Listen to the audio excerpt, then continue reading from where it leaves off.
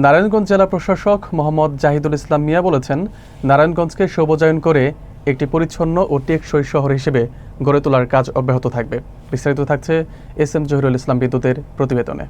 জেলা প্রশাসন green and clean Narayanganj কর্মসূচি গ্রহণ করেছে এবং এর আওতায় বিভিন্ন পদক্ষেপ নেওয়া হচ্ছে।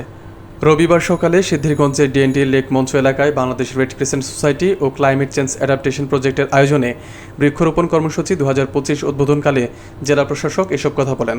তিনি জানান, ইতিমধ্যে 1 লাখেরও বেশি গাছ লাগানো হয়েছে এবং এই উদ্যোগ ভবিষ্যতেও অব্যাহত থাকবে। সবুজায়ন ও পরিচ্ছন্নতার মাধ্যমে নারায়ণগঞ্জকে একটি পরিবেশ বান্ধব শহর হিসেবে গড়ে তোলা দীর্ঘমেয়াদী পরিকল্পনা গ্রহণ করা হয়েছে। এ সময় অতিরিক্ত জেলা প্রশাসক মোহাম্মদ মাসফাকুর রহমান, নির্বাহী magistrate Mohammad Rashed Khan, Bangladesh red crescent society Narayanganj ইউনিটের কর্মকর্তা উপস্থিত ছিলেন। সিদ্ধিরগঞ্জের ডিএনটি লেক পারে 4.5 কিলোমিটার এলাকায় 8 শতাধিক বনজ, ফলদ ও ঔষধি গাছের চারা রোপণ করা হয়। এই শহরকে আমরা সবুজে ঘিরে দেব। এই সবুজায়নের কার্যক্রম আমাদের চলতে থাকবে। আমরা শহরের প্রতিটি জায়গায় যেখানে আমরা সবুজায়ন করার সুযোগ পাবো, আমাদের যেখানেই স্কোপ থাকবে সেখানেই আমরা সবুজায়ন কার্যক্রম করে যাব। আমরা ধন্যবাদ জানাচ্ছি যে রেড ক্রিসেন্ট তারা একটি আমাদের এই কর্মসূচির সাথে একাত্মতা পোষণ করে তারা সুন্দর একটি প্রকল্প গ্রহণ করেছে।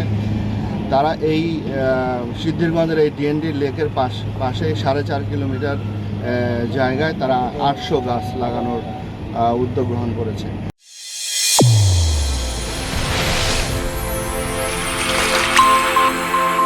চ্যানেল A1 হৃদয়ের স্পন্দন।